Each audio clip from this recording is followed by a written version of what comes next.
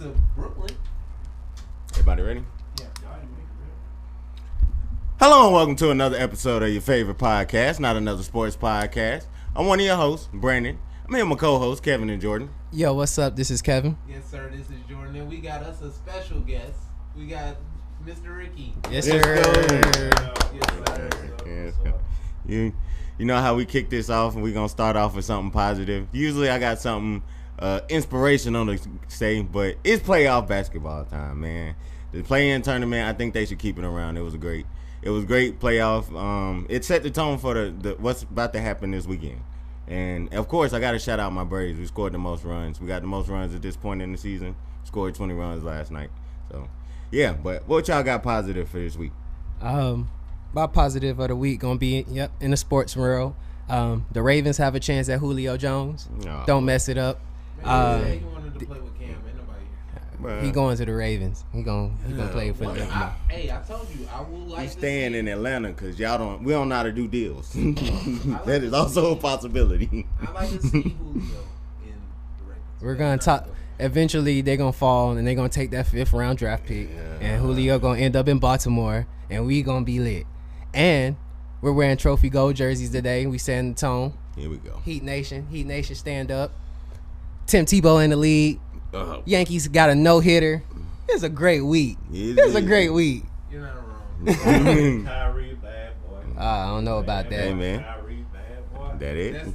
That's your positive for me. That's my positive. He's going home in 6. All right. Nah. Okay, but for me, I was on the radio again. Shout out to the Odd Couple. Let's go. Chris Broussard, Rob Parker, they holding it down. They was talking about the no hitters.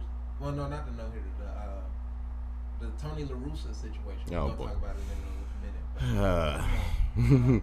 Yeah, I just don't agree with his philosophy of baseball. I don't believe in old baseball. They need to get the unwritten rule era out. That's Right. too much. I'm not trying to be here for that. My boy Roy, like Brendan said, got the offense going. Let's go. He contributed to the first 6 runs. We had 7 home runs and 2 grand slams. We did. Yes, he hit one. My boy Austin and Dansby both got a home run. We lit. So yeah, that's one thing. And like I'm just like Brendan said, is proud to have a hobby. Like I think about this all the time. Like I was listening to the Brilliant Idiots, and they was talking about Joe Budden's them situation. And I was thinking about like we can't get in that situation because like we definitely know. Like, we've all started this from the beginning. Like, I still remember Brendan, like, even though Brendan technically started it, it's not Brendan's podcast. Right.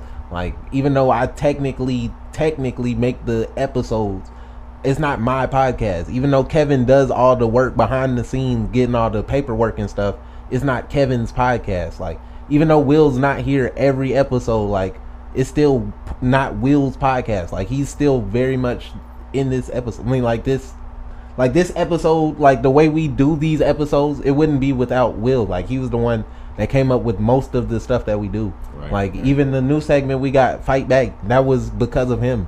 Like, so he's definitely like a much integral part of this podcast. So, like, It's a family. No Exactly. cap. No cap. Come on, man. Let's get to this. Let's get to it. With that being said, we're going to start with the weekly recap. We got the playoff winners, play-in winners. I got my Eastern ones, right? I said that Boston was going to win, and I said that I think Russ and them going to end up getting in because Russ hooped that second game. So, but yeah, how y'all feel about the play-in winners?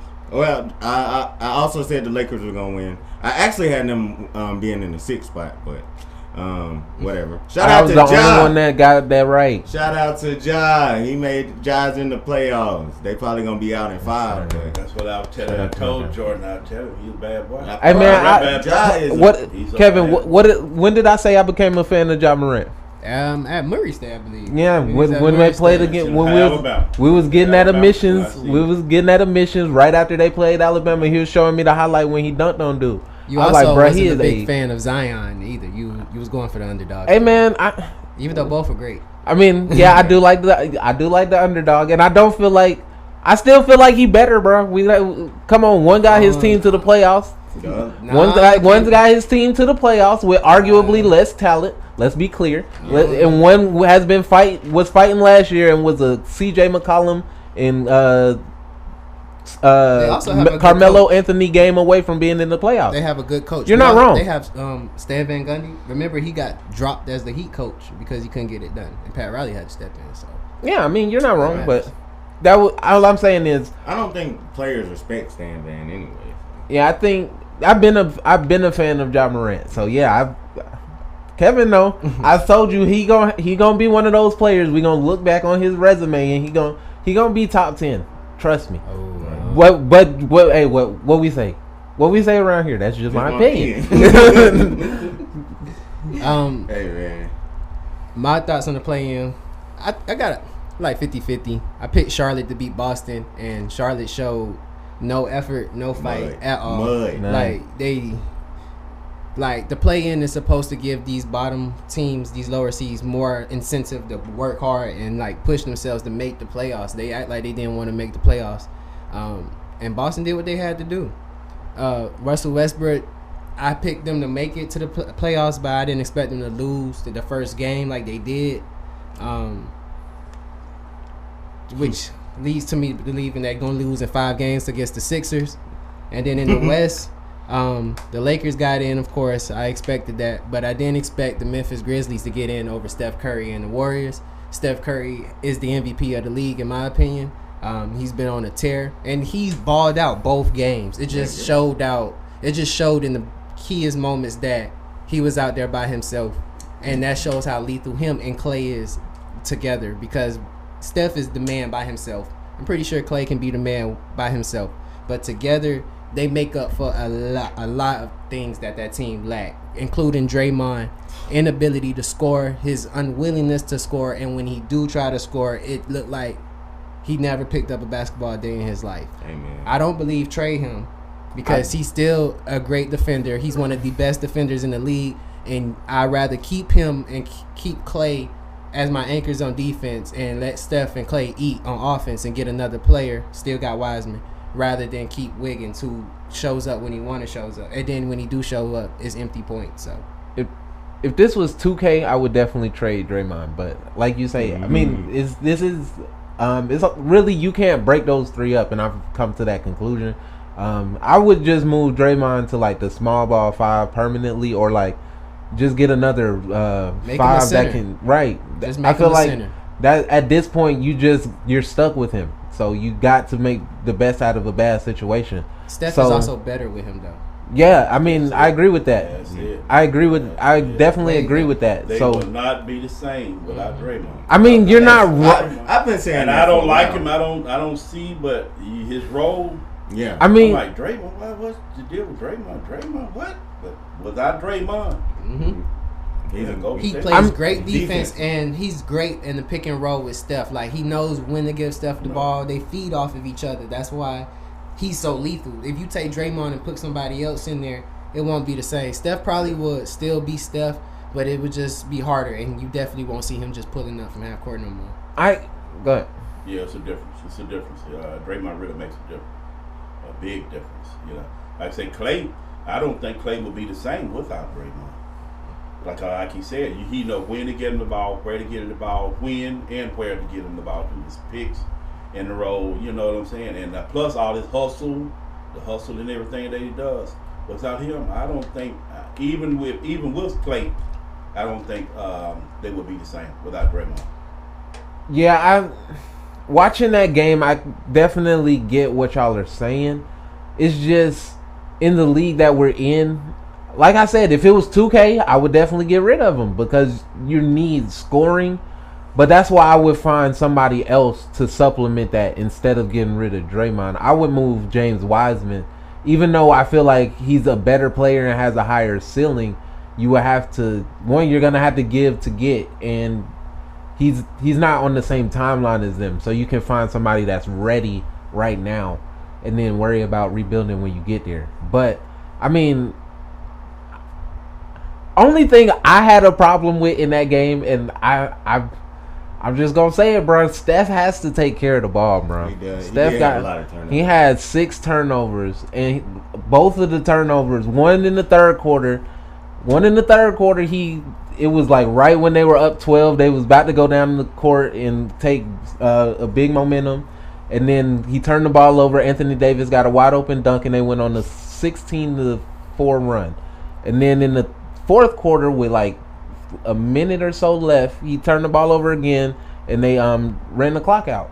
So I mean, I didn't watch the game against Memphis, but I saw the box score, and he definitely turned the ball over right before it was 105-108. He turned the ball over, and then Grayson Allen went down and hit a 3, and the game was over. You do know Steph have to do a lot. You're a risk taker. I mean, I get that. You get And he still you get keeps big the plays team in the game. But my only thing It is, happens. to me, my only thing is, why is it that Russ gets the narrative that he's a knucklehead? Can't do that. Can't compare the. That's not the point. Can't do Just that. listen. Why does Russ get the character that he's a knucklehead and he doesn't take care of the ball, but Steph doesn't? He really does the exact same things. No, he doesn't. Yes, he does. No, when Steph wins. Steph wins. And I love Yes, Russell he Westbrook. wins. He wins a lot more than Russ, Exactly, but he that's loses why. because of the same reasons Russ does. He doesn't lose often. Russ lose all the time. That's a big difference. I'm not. I just said he wins more. My Exactly, point so that's is why Steph the doesn't get in that reason same he thing. doesn't win even more is because of that. In Game 7 against the Cavs, he definitely turned the ball over, and that changed the game. In what was the Raptors when they lost? When he missed the game-winning shot, he definitely turned the ball over in that series too. All I'm saying is he's great. I'm not debating that. All I'm saying is for him to be better, I just feel and like that's like nitpicking, that guy. because we can do I'll that be for glad everybody. I'll be do glad that. when we get to this old school, new school basketball. Yeah. Give me Russ in that old school. When you Give me get Russ in that old when school. you get to this me level Russ. where you can't trying to shoot. be top 10, number 1 point guard of all time, you have to nitpick. He's already there though. He's not number 1. No, Steph's not the number he's one. not number 1 point guard. He's Not number 1. Three. Point He's guard. not. He's not a. Well, it solid all depends defender. on what you're looking for in the point yeah. guard. Are you saying- it depends what you want in your point guard? Are you I don't saying know scoring If you want or- scoring, if you want. I mean, yeah, he can't score better than. Facilitate. I don't think he can facilitate pass. better than Magic though. His, there we go again with this old school, new school stuff. We're gonna get into that. It was That- relatively that's- easy for that's- Magic to facilitate too. When you that's- got Kareem, James Worthy. But see, I mean, like but you I got said, but Clay, we talk- Steph. we I talking mean, you got name- Clay, we talking Draymond, James KD. Worthy and Magic, all them. See, we talking about a whole different style of basketball. So, Who we is talking that? this old school, new school stuff. We need to get into that, and I'm gonna tell y'all about that. We need to get into that. Okay. So yeah. So, all right, let's move into our first round playoff predictions. Okay. I'm gonna go last because I got the most upsets. So. All right, I start in the East. I got Philly and Washington. I got Philly in 5. Brooklyn and Boston. I got Brooklyn in 5. Milwaukee and Miami. I got Miami in 6. New York and Atlanta. I got Atlanta in 6. And out west, we got Utah and Memphis. I got Utah in 5. Phoenix and the Lakers. I got the Lakers in 7. Denver and Portland. I got Portland in 7. And the Clippers and the Mavericks, I got the Clippers in 6. And overall winning the finals, I got Brooklyn. And I got Brooklyn winning in 7 over the Lakers. So, Man, now you did. I- Don't tell me you went with Miami and over Milwaukee. You went with Miami over. Yes, they we just have don't do the seen. same thing. There's a key how to be honest. All you gotta do is build a wall. Oh, Giannis can't shoot. But see, he got help now. He got the guy. He had help last year. No, they got the new guy. What's Got his Drew name? Holiday. Drew Holiday. My dog. Drew Holiday is a Got- dog. Drew Holiday So it's is. gonna be- Drew Holiday gonna get them 2 games. Giannis and Drew Holiday gonna get them 2 games. That boy Drew Holiday, real deal. Oh man. Hey man. There's a key how to beat Giannis. He has to prove it at this point. He like Harden. How Harden was in Houston, he had to prove it. So if he can prove it, then All I'm saying is, as we currently record on this beautiful Saturday evening, we are up 15-13. So, We doing East and West? yes, Okay. just the first round. that's the first round. If you want our full picks, you can follow us on Facebook and Instagram at Not Another Sports Podcast, and on Twitter at N_A_S_podcast. Message. In the first round, I got Philadelphia over Washington, and 5 games. Yes. I got Atlanta over the New York Knicks in 7. Get these New York Knicks fans out of here, please. They celebrate in the first round and second round like it's the finals. Like they're not gonna make it. It is horrible. Like get them out of here. We gonna talk about that when we get to old school, new school too. What is so interesting about the Knicks? No, well, you know what's crazy though? My boy Melo ain't even get this much love when they got to the playoffs like that. Right. Like they going crazy now.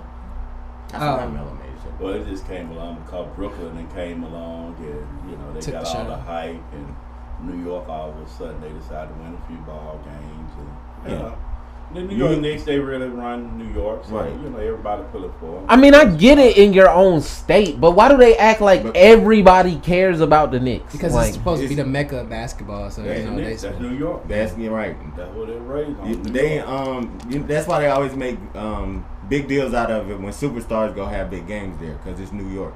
Yeah. I've never looked at the Knicks like that. Because they've never been good. Just look for Zion Williams. He'll be there.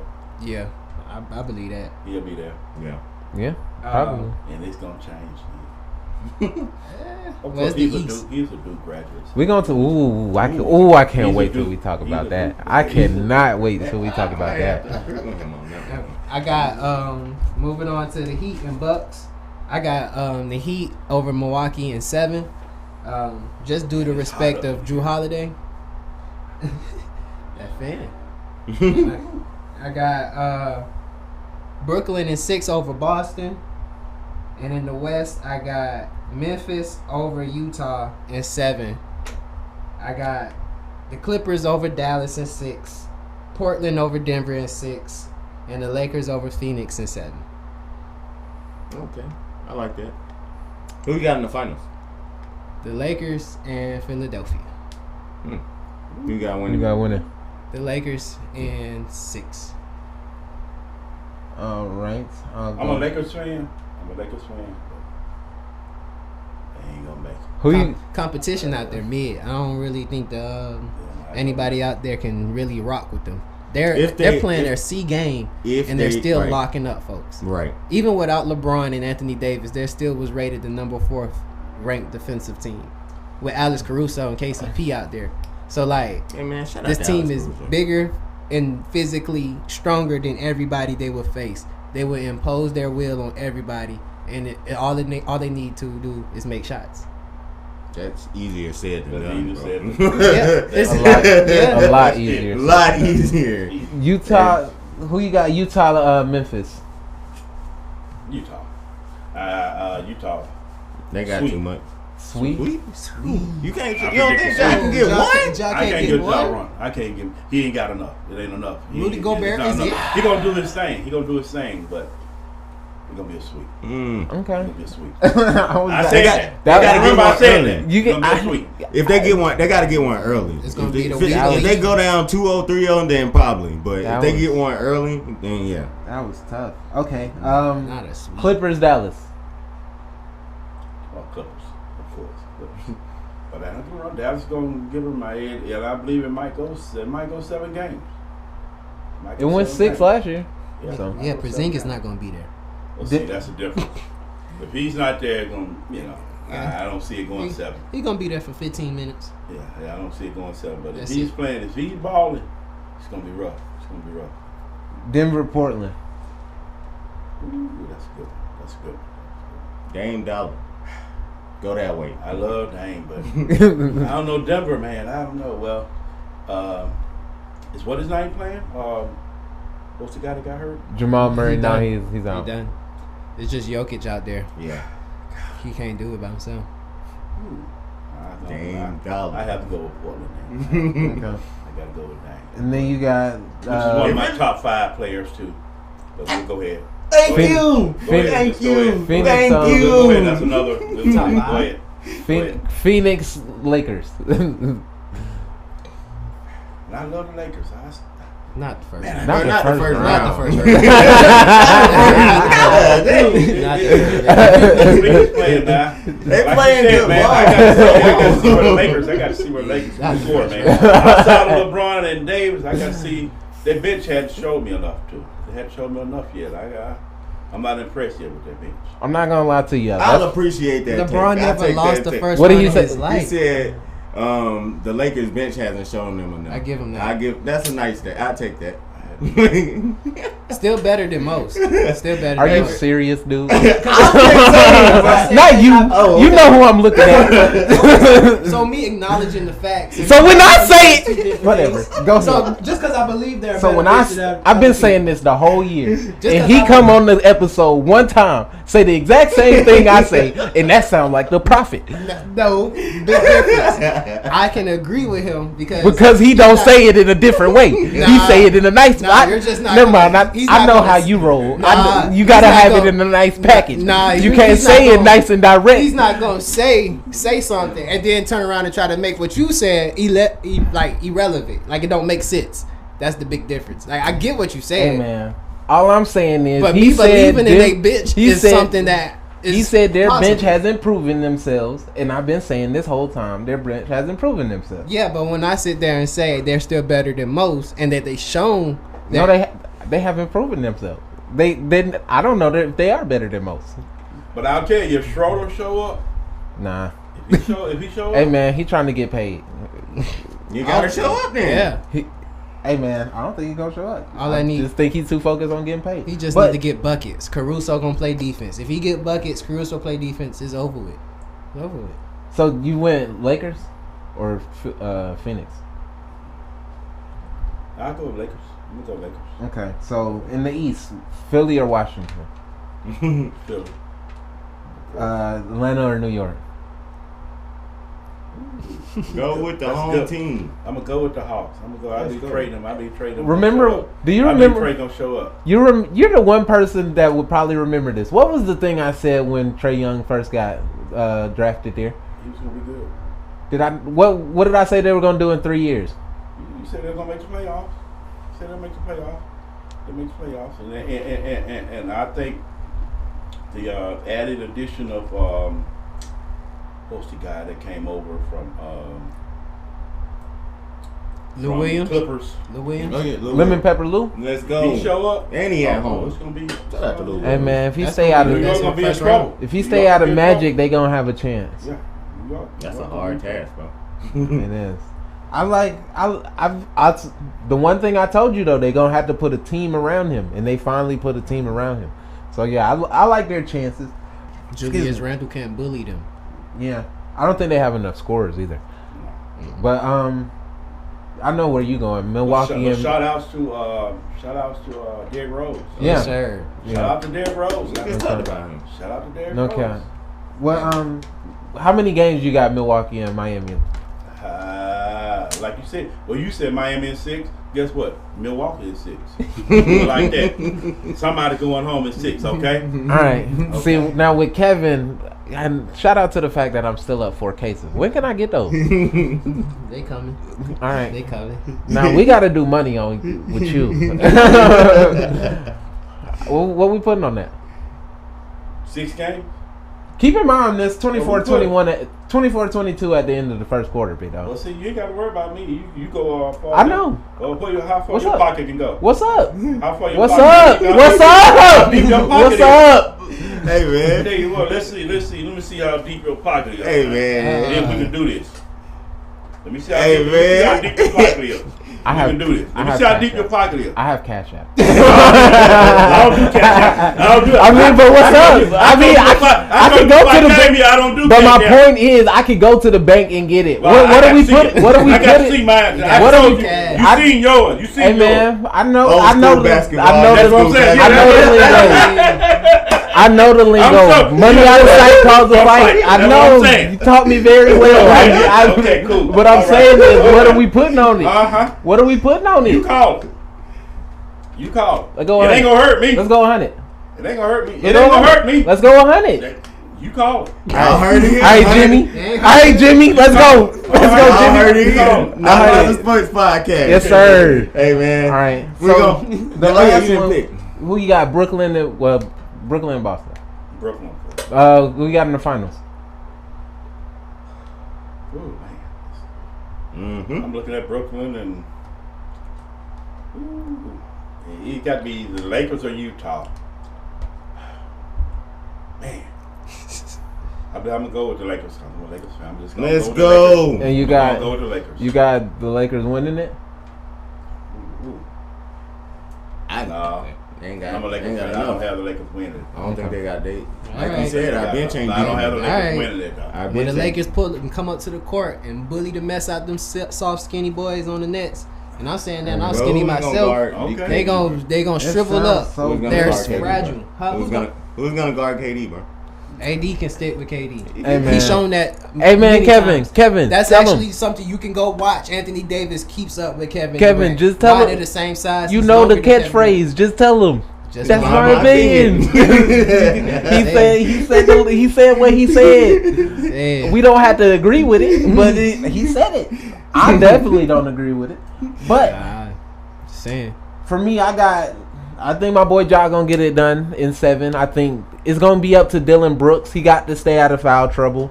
I think he can guard not 100% Donovan Mitchell. I think jumping off the porch. I mean, I told you I got upsets. I got upsets. I picked Memphis. And then it's not like I'm just picking them just to pick them. I really think that they can do it. I agree. They've been playing basically playoff games for the last 2 weeks. Nobody's scared of Rudy Gobert. No cap. He Like, can't. that's the problem. Like, Like, if they they a top 4 seed for the past 5 years. It's if the they same can get thing. Rudy Gobert in the pick and roll with Valanciunas, Exposed. it's gonna be a nightmare. Watch. I think if they can hang on and not get too young, I think they can actually do it. It's not like Memphis has not beaten a 1 seed before. And, So- and Spider coming back from the same injury LeBron is. So. Right. So, and he's not LeBron. So, and for the Clippers, I got them in 6. I think Luka definitely gonna get them a game, and I think Paul George definitely gonna lose them a game. So, for Denver, I think, Man, Jordan hate I got, Paul George. bro. I'm realistic, bro. George Paul. Nah, Hey, man. that's Skip thing, but he's close to it. Bro, he was saying that, and I wasn't really watching it. Now I get it, bro. I get it. He is George Paul. He be showing up backwards sometimes. Like, how you hit the backboard, bro? But for the Denver-Portland games, I picked Denver to go to the finals, but I honestly could see them losing in the first round. Like, this is the toss-up series. I got Denver in 7 though. I think I want to see Dame pull it out before I go ahead and pick them. But in the last one, I got Phoenix over not Phoenix over the Lakers. The Lakers over Phoenix in 6. I got Philly over Washington in 6. The Hawks over the Knicks in 7. Us over the Bucks in 6. We gonna get it done. We not here to be played with. They should have been swept last year. They got that BS game in overtime because Chris Middleton had the game of his life. And we gonna get it done. It's playoff time. My boy, we gonna get it done for my boy Flash. He back on TV, on TNT, every Tuesday. I try to tune in every now and then, but it's getting there. It's getting better every week. He's new to it. Y'all make sure you go get your Milwaukee jersey. No, we ain't do no No. jersey. We ain't do no jersey bets. Don't We come in with we the did Miami 100. stuff now, make sure I mean, you now get if you Milwaukee. wanna, I ain't I was gonna say if you want to convert my 100 into a Bucks jersey, we can do that. But I'm not getting it for fun.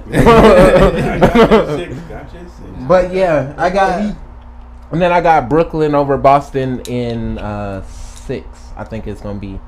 I think Jason Tatum gonna get him a game. That's And about it. yeah. Yeah, maybe You said 6. I said 6 to be Facetious. yes. If just Jaylen just Brown in was case. there, Yeah, if all Jaylen different Jaylen Brown was there, it would go 7. that'd be a nice little matchup. if That he was would be. there. I like Jaylen Brown. He's from the slums of Marietta. Let Facebook tell He me. from the hood. You know, Marietta have. Hey, man. I'm telling you, bro, they have a hood street. Right. That I don't know, bro. Franklin Road not that bad no more. Whatever that area is where all the trailer parks at, No that's cap. where the hood is. But I got Brooklyn over Denver in 6. That's my finals. This Tebow thing. Tebow. Let's go ahead. We can talk about Tim Tebow. Yeah. I don't understand why he's. Well, I know why he's in the league. We can call it every time we talked about it. It ain't nothing but white privilege. You know what I'm saying? If you've been out, you haven't played in the league since 2012. You haven't ever played tight end, and all of a sudden now you get an opportunity. Well, you went and played baseball, and then came back and said, "Oh yeah, now I'm gonna be a tight end." And they didn't sign him to this contract of not make a team. So that's my thoughts on it. How y'all feel about it? Anything, I don't know anybody else's opinion. If it was the other color, would they have a chance? No. That answers that. Right. And I like Tim Tebow. Right. I never think against Tim Tebow. But Urban Meyer, oh my God. Seeing Urban Meyer. as much, I completely 100% agree. This is definitely white privilege. But I feel like just by us saying just that is taking Urban Meyer off the hook. Right. Like, oh no. I mean, I feel like at some point we're gonna have to admit he's not in the best interest of winning for the Jaguars At all. He's running this like a college operation, and that's not gonna cut it. He sell tickets. Right. He don't sell tickets. They were saying that he the day his jersey came out, he had the top 5 spots on ESPN, like, for merchandise. I mean, we all know it was for money, but my point is, at this point, we all know even if he's not good, he's going to make the roster. Right. Like, it's not even a tryout or anything. He's on the team. So, what are the odds that he's actually going to help? Slim to none. Okay, so then what is the point? You could sign anybody else to actually help the team, or you could sign him as a consultant, a manager, a quarterback's coach, a mascot, whatever you want to do. But why are you putting him on the team to waste time? Revenue. Like, I can see if you were giving him tickets, a scholarship, and it was one in how many they have, 90 something scholarships, 85 people on scholarship on the sideline.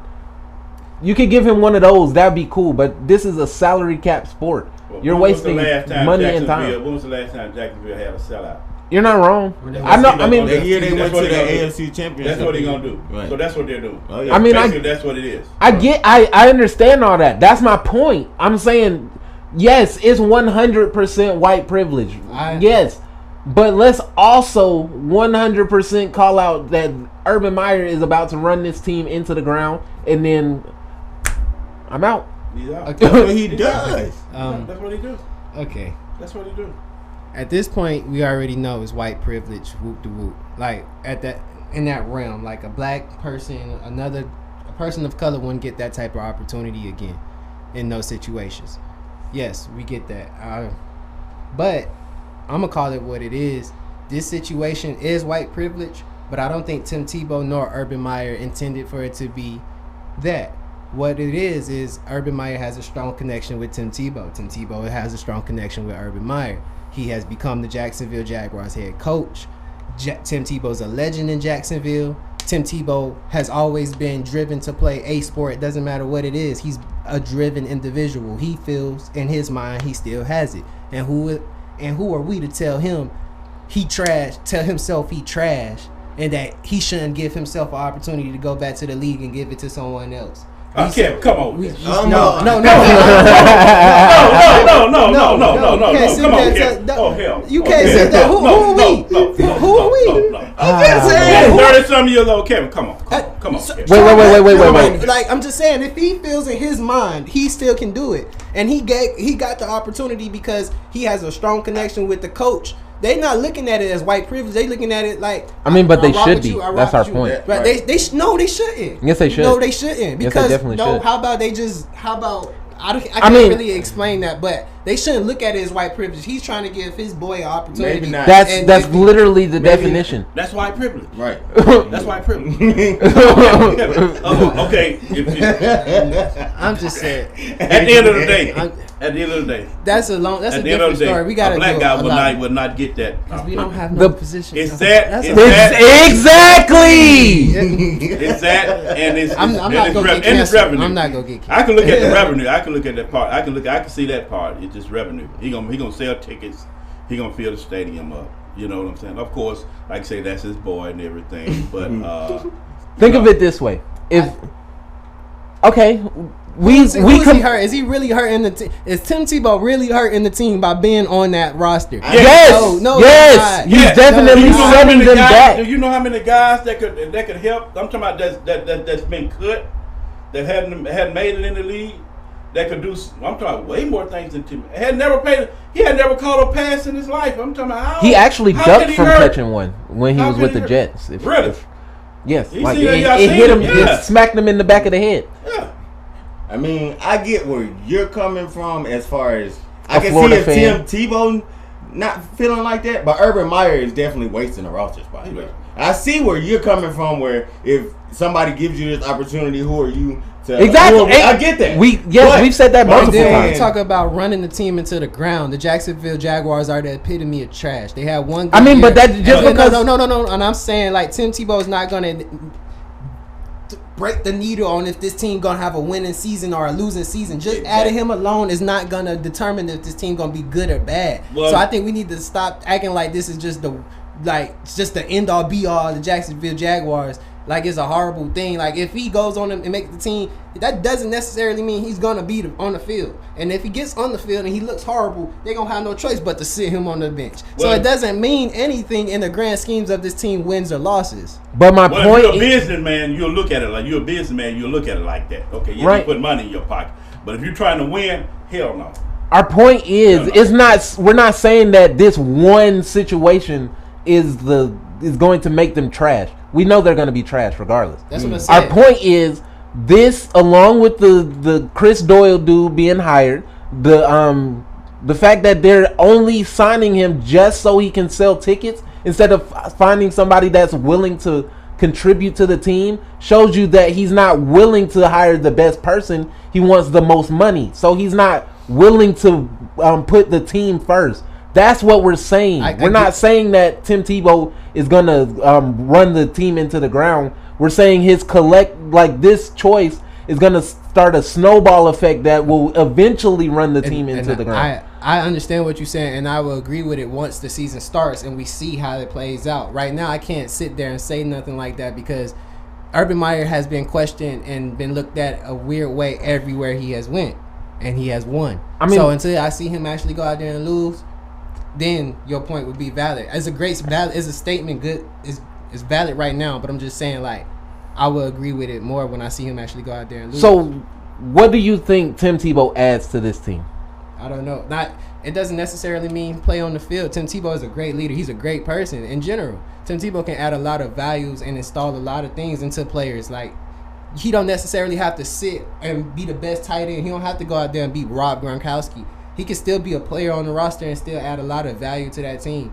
Like, I don't necessarily know what he would bring, but I know Tim Tebow comes with a lot of great principles and standards and stuff like that. So, and he knows the game. Like, you can't sit there and say he might not be the best athlete out there playing it, but he knows the game. But at the end of the day, you got to catch balls and put up on. Exactly. Right. You know who exactly. You know who does a great job at that? An assistant coach. Why? So what is he gonna do on the field to add to this team? That's my question. That I don't know. Okay, then if I say what I say, if I go and say every time I see Tim Tebow on the football field, he wins, y'all gonna get at me. Because that's what I'm gonna go to. Every time I seen Tim Tebow, I guess as a quarterback, but you have a point. But you got to look at the other players. They gonna cause a lot of animosity. Because I know if I was playing, I'm like, what the hell? Right. This dude ain't playing in what? I don't know how. Y'all bringing the. But if he get out there and he does what Tim Tebow usually do, he's not gonna do it. But he's not gonna play quarterback. I don't know if you can play sports, but if you stayed out that long, and they go, okay, let me go get Kevin. I'm finna put Kevin at tight end. Oh hell no. Yeah, you already know. What can you do at tight end? What Plus, can you do at tight end? I promise you, he's going to be a target. He is and they're going gonna be a target, even in practice. Okay, so I just playing. if he was Okay, I don't have a problem with him being affiliated with the team. My problem is everybody's acting like as a 53-man roster tight end, he's gonna be this big locker room guy. One, nobody's listening to him like the young guys maybe, but veterans, nobody's listening to him. If you're on the team, like you can get that what he's bringing you can get from a coach. So that's my only issue. In a salary cap league, you're wasting money. But see, what we got to look at those players. They're viewing this just like we're viewing it. Right. What is this guy coming into our life? What? Huh? This guy?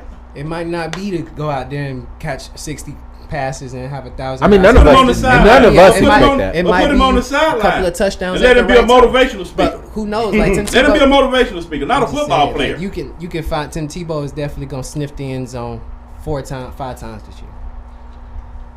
Well, that was our very first installment of our new segment, Fight Bite, where one person has an opinion and he has to tell us why he thinks that opinion is great. But none of us agree with it. Give a Kevin after the podcast. Yeah, none of us agree with it. If he go out there, if he go out there and score 4 or 5 touchdowns, and that's not successful. If you do that, Kevin, I don't know. I'm giving you $50, okay? If it depends on. $50. If you do that, Kevin, I'm giving. And I like Tim Tebow. I love Tim Tebow. But what if he's not gonna catch them all as a tight end? Now that's what if he gets those 4? Like what if he gets 2 in the first game of the season and then 2 at the last game of the season? Like, how are we judging that? Yeah, that's how tight ends. Most tight ends like that anyway. You know, like they. I mean, but when they down 30 or 40, right? points, like how we can't just do based off stats though. Like that's my point. I don't expect the Jacksonville Jaguars to go out there and be. I don't know, bro. But all I'm saying is we can't just 4 or 5 touchdowns in a season after not playing for 6 years. I don't know, bro. I don't know. 4 or 5 touchdowns after not playing for 6 years. You know how most tight ends don't even get that many. Exactly. You're not wrong. We'll see. If he gets that, well, he's gonna be a hot item then. We'll see. Hall of Fame. We'll see. I'm telling you. And I believe Tim Tebow has just the will to get into the end zone. Okay. Man. You gotta look at the age too now. Right. You can have all the will you want to. And that's what they say about Brady, Aaron Rodgers. But you know they being protected. They weren't sitting out the game for 6 years. They've also been playing. So our next, which could be worse. Topic in Fight Bite. The hardest point guard to guard, I would say Steph, because I mean he can really score from anywhere on the court at any moment. You know what I'm saying? So who y'all got? Okay. Here we go. Now, are we talking about old school and new school? Okay, I look at Steph now. Steph, oh man, oh God, I had never seen anything like him right now. But I said, okay, well, I look at the time when I played. Well, I wonder could Steph do all that when I played?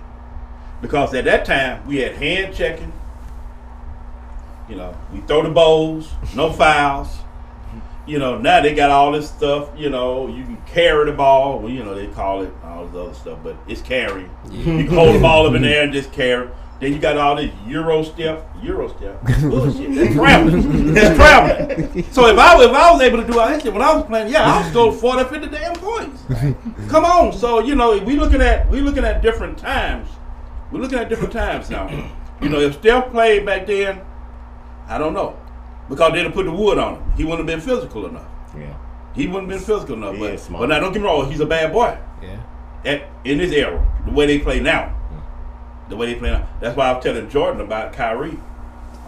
Oh my God. Between him and Steph, I don't know. I'm glad you said that. I don't know. Between him and Steph, I don't know. But what? Back then, if they went up against Isaiah and all these guys back in the day, would they be able to stand up? I think Kyrie would, because I mean the way he can handle the ball, we've seen. It's been widely said that Kyrie has the best handles in the game. So I feel like he'll still be able to, and he's one of the best finishers at the rim. No doubt. So I feel like he'll still be able to do what he's been doing. But the thing is, his mentality. Right. Would he be able to stand the physicality of that? See, that stuff. See, the stuff they're doing now. You you know, back like when I played, man, you're not dribbling down no court talking about you going all the way to the hoop and ain't nobody knocking you. Yeah. It's not happening. So would he be able to stand up against that? You know, because I look at Kyrie, like I say, I look at Kyrie. I think he one of the top 5 too. If he just had to do it by himself, so he can score 50 points a game. All right, that's the second time you've mentioned that. Who's in your top 5? Are you talking new school or old school? He on top New 5 school, all I time? guess. New school. Are you? I guess. Okay, do all time and then current playing. Magic Johnson. We ain't talking about position. Nope. We talking about player. I guess. Yeah. Top 5 players. Magic Johnson. Thank you. Michael Jordan. Oh man, ooh boy, I can tell you something. Oh God. I want to say LeBron James. There you go. Ooh, let me give you that 5. Boy, God, that 5 hard. Ooh. God. I tell you what. Y'all probably don't know. I'll go with Charles Barkley. Yeah, I mean I'll go with Charles Barkley. Charles Barkley was a hooper. I don't have Charles Barkley in my 10, only because mine is accomplishments based. But if we're talking about skill, all-time players, I could definitely see that. I'll go with Charles Barkley. So like I said, it's like I said, it's a difference in the way they play now and the way they play. Because I look at if some of them boys that played back in old school, if they were playing now, oh God. Magic Johnson, they would tear the league up. If you can do all the stuff that they do now and get away with the stuff that they get away with now, oh man, they carrying the the Euro stuff. What did that? Please tell me now. We need maybe y'all can answer it. This Euro step, who came up with that shit? It's traveling. It's traveling. Was it Dwayne Wade or was it Manu? Because I feel like they go back and forth over that. They say Manu, but Dwayne Wade had the better Euro step, basically. Okay. It's So like it's not traveling. Not necessarily. So basically, it's like with the dude okay. who made the moonwalk, and then Michael Jackson just made it better. Yeah, So like, what is considered traveling? Anything you take 2 steps and without dribbling the ball, I think right? James Harden travel all the time, but they never that to them. That's a move now. It's a step. It's a step back. But see, back then, we take 1 step. You had to put the ball on the floor for the other feet. You can't now, so they can take 3 steps. They take about 4 or 5 of them. And they can get the ball in the palm of their hand, just hold it up there, and just hold it up there, and then turn. LeBron If I can get the ball like that, I can shake anybody. I can shake anybody if I can hold the ball up there and just move it. LeBron do that all the time. He'd be like, it looks good. It's good. It's good. It's entertaining, and that's where we at though. It's entertainment. It's entertainment. Yeah. I feel like, for me, I feel like Steph is the hardest to guard, but not just because of where he can shoot from. But Kevin, what's the first thing I ask every time we get on the basketball court? Are you running? No cap. I hate people who run, bro. Oh, yeah. I hate that. Yeah, I hate people who run. Yeah, so I feel like the fact that Steph runs from beginning of the game to the end of the game, that's really hard to guard. And that's a hard thing to do, run. And then when you get the ball, to still score? Yeah. That's a lot of, it's still score Yes. the whole 4 quarters? Yes. Oh, he's awesome. I give him. He's in top. I definitely feel like he's the hardest to guard. Not just because of that, but mostly because of that. Like that's really tough to do. And far shape wise, he's at the top. He's at the top. So. And he delivers. Yeah. I should say he. I knew it. I had never seen anything like him. He delivers from time to time. Yeah, I had never Delivers most of the time. No, let's not say most. He definitely missed the game winner the other night. Who still did? He delivers his fair share. Well, one thing about that, I've always told. If you can't make the shot, if you don't take the shot. All right. Well, I was going to avoid it, but since we talking about it, hey, that is not an easy thing. That's not an easy thing. That's it's not I've always yes, I find it funny that you like it's not that you missed the game-winning shot that I find impressive. Well, it's not necessarily impressive, but the fact that your team was willing to give you the shot, and that's what I thought was. That's it. I never really thought about it until I knew you were going to be on the podcast, so I had to come up with something to talk about. Decided where you take a shot, but hey, you look at it. If you look at it, if you done took them the whole game, okay. Hey, so go ahead and talk about it. Give us the scene when your team gave you the opportunity to win the game. But guess what? At the end of the day, my mentality was that I'm a scorer. Okay. Mm-hmm.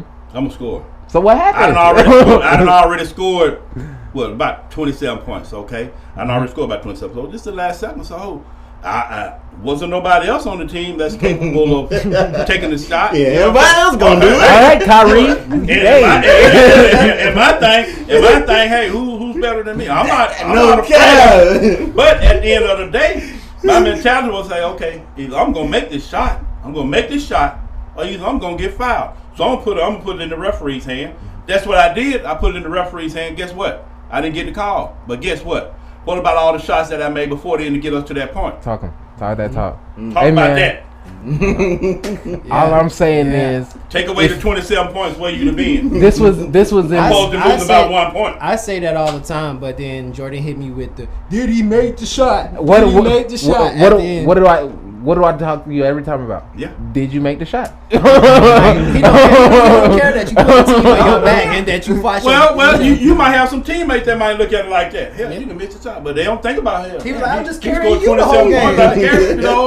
I mean, I'm not dismissing what he did. Did I not give him credit for his team? Obviously, he did something for his team to want them to hit the shot. All I'm saying is, at some point, we gonna have to talk about that. We can't ignore it. But what was this in? This was the state championship? State championship. All right. So if you was on that team in Woodlawn, don't get mad. This is not Kyrie saying that he ain't never had a teammate he can trust. All he's saying is he trusted himself and he can make the shot. That's all he's saying. Shout out to Woodlawn. They got a movie. They do got a movie. Yes, sir. Anyway, the next topic we're gonna talk about is who's gonna win the NFC East. I say the Giants, man. They're getting Saquon back. They got some. Why are we talking about the NFC East? Hey man, you the Cowboys. I had to stop that real quick. Like, you're a Cowboys fan. Oh, we had to talk about this. Hey man, he love the Cowboys. Well, I ain't got. Well, you come to me about the Cowboys. I don't have much to say. Jerry Jones. That's it. Yeah, we talk about the Cowboys. None of these. But we are gonna win the NFC. Yeah, I'm not gonna win the NFC. That's not saying much. Hey man, we'll win it. Who you fighting against? The Giants. The Giants. They tripping over cleats out there. I'm not saying that, but I'm just saying Saquon coming back. We got another one. We can go big. I'm not going 100 again. I don't trust those teams. Let's go 50. That the Cowboys coming out. I say anybody else, so I get 3 teams, you get 1. I'm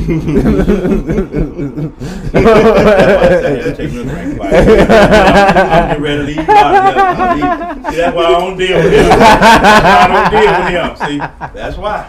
All right, I put my money. He be having the he done got me a couple times. All right, if Washington wins, do I trust Washington that much? He hit me with the AD. If y'all win, you get 100. If anybody else win, I get 50. All right. Cool. Hey man, we go with that. All right. We'll talk about the best college pipeline. I'll say Duke. People go to Duke to go to one and done. Granted, when one and done was first starting, no, we're not a one and done school, but Coach K got with the time. So, and he done coached the USA team since forever. So, I don't know what they got to do with anything, but shout out to Coach K, man. Who y'all got? Dookies. Well, we know who he is. Yeah, y'all real dookie. Did y'all make the tournament? Y'all didn't make the tournament this year. Okay. Hey, man. All I'm saying is... But did Kentucky? That's not the point. We're not talking about that. I know who won the SEC, though. Shout out Roll Tide. I just said Kentucky. I don't know. I don't know if we got any Kentucky fans in here or not, but I just said Kentucky. You know what I'm saying? I'm saying, but all I'm saying is... I hit dog. All I'm saying is... I just said Kentucky. I don't know if we got any Kentucky fans in here or not. You know the last time they played, Kentucky won. So Let's keep keep that crystal. Before the podcast over, they'll know who a Kentucky fan is. You know what I'm saying? It gonna come out. All I'm saying is, See what Kentucky got them guys. They got the should have been defensive player of the year, Bam Adebayo. He be holding it down in Miami. We got AD whenever he decides to be healthy. He's arguably one of the best big men in the league. Let's be real. John Wall, whenever he decides to stay healthy, he was holding Houston. Oh. Well, he was holding Houston up for a little bit until he got healthy, and they decided to tank. Even though this was supposed to be the year nobody was supposed to tank, I don't get it. But my boy Tyler Hero, I'm a bucket. Walking Buckito. He's a like I said before the podcast over with, you all will know who a Kentucky fan is. We got my boy Shea Gilgeous-Alexander before Oklahoma decided to sit him down. Even though OKC wanted to sit him down and send Al Horford home, even though this was the year we were supposed to stop tanking. I'm trying to figure out how that works. Max Kellerman did his homework, y'all. Hey, man. Max Kellerman We got did my his boy. homework, y'all. Hey, I got names. I got names. I'm just naming the real ones. I'm just naming the real ones. We got my boy Playoff Rondo. Hey man, all I'm saying is put some respect on Kentucky Nate. That's all I'm saying. Malik Monk. That is. Come on. Okay. Julius Randle, obviously the most improved player of the year. Boogie. The Lakers just gave him away. Boogie holding it down in Los Angeles. Come on now. Let's go. Nerlens Noel holding out New York. Kevin Knox. Come on. Booker. You got Booker over there. I said Devin Booker. But yes, Devin Booker, he's also a bucket. Come on now. We got them players. I got a list. Come on. Okay, so now y'all know who the Kentucky fan Duke has historically had De'Aaron Fox. You naming current players. Duke has always put players. Oh, I'm not sure. I thought I was about to. I didn't even have time to name the historic players. Anyway. Well, for me, well, if you're looking at basketball every night, just see who have most players on the court that night. Kentucky, we got the most in the league. Okay. What are you talking about? Even more than Duke. Okay. With they Dookie players. Okay. For, Shout out Trey Lyles. Come on, what's up? Shout out to Kentucky. Shout out to Kentucky. But can't win no championships. They can't. They worse than the Georgia Bulldogs. That's a Coach Cal conversation. All that talent put more players in the NBA than they do. Shout out to Charles Bolton. He definitely. I remember we was having that conversation. I don't remember what city we was in. We were in a hotel. It was right when Kentucky was in that undefeated year. He was like, they gonna lose.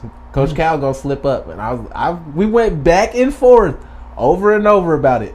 Yeah, that's when I learned Coach Cal is not that guy. Coach Cal is not that guy. Good recruiter. He is a great recruiter, magnificent recruiter, and it's gonna get tough with all these players going to the G League. Mm-hmm. So now his bread and butter about to be gone. So we'd had them boys down at Duke. Oh my God.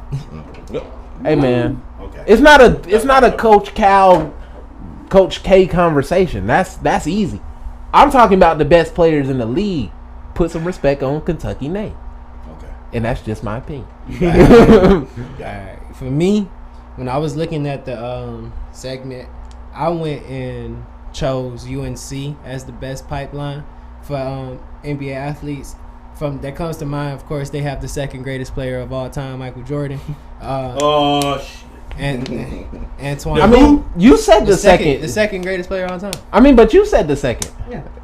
The second. No, I ain't know that. No. You just said Magic Johnson. I was just saying that. You said in top 5. I didn't put them in order like you want to. Yeah. Michael Jordan number 2. I mean, yeah, he's definitely number 2. Solid. To Magic. Solid number 2. Heard of him. You know. LeBron James. I just let him have it. Go ahead. LeBron James is definitely number 1. No, we're not. Hey, here we go. Go ahead. I'm gonna say UNC. Go ahead, bro. I said, I ain't finished the play. It was the inside joke. He gets it. But I don't know, Kev. I believe you the Max Kellerman. I tried to tell you that. I tried to tell you that. I tried to tell you that. Be Max Kellerman. I tried to tell you that. Yeah, you right. lied. Nah, No, you take forever to. Go ahead. Go ahead. Hello. Go anyway, ahead. UNC. Michael Jordan, Antoine Jameson, James Worthy, Phil Ford, Vince Carter, Tyler Hansbrough, Harrison Barnes, Ty Lawson, Rasheed Wallace, Danny Green, Kenny Smith. They produce NBA legends, like NBA Hall of Famers and stuff like that. So I had to give it to them. When you see a lot of the rivalries between Duke, a lot of Kentucky, they playing UNC, they playing like pro NBA prospects already coming in as freshmen, and they have they have a long history of great coaches. Yeah. So I got to give them that. Michael Jordan went to UNC for 3 years and came ready for the league. So like everybody who go through UNC is ready for the league. Don't forget about the big boy Sam Perkins now. Sam, that's his next name. Jerry Stackhouse. Jerry Stackhouse and Tyler Zeller, but he ain't doing nothing in the league. But I got to give credit to Florida, because Florida do have legends that came in. We have Joakim Noah, we have Corey Brewer, they were college. Who is that? Joakim Noah. He's a college legend. Where is he? He did finish top 4 in the MVP. He finished with the Clippers last year. He played for the Clippers last year. He did? Yep. Wow. He played. Oh, okay. He's on the roster. He's on the roster. Yeah. He got lost something. He got in the shuffle. Yeah. Former Defensive Player of the Year, former All-Star, former 2-time NCAA champion at Florida. You know what I'm saying? Like, put some respect to Joakim Noah. We got Matt Bonner. We got Al Horford. We got Bradley Beal. We got Udonis Haslem. Joakim Noah had a great career, but he's not a legend. He's a legend in my eyes. In Florida. Right, yeah. Hey, man, all I know is with Florida, all you had to do is be good in college, and you're a legend forever. Don't count. Tebow. Percy Harvin, legend. I never called Percy Harvin legend.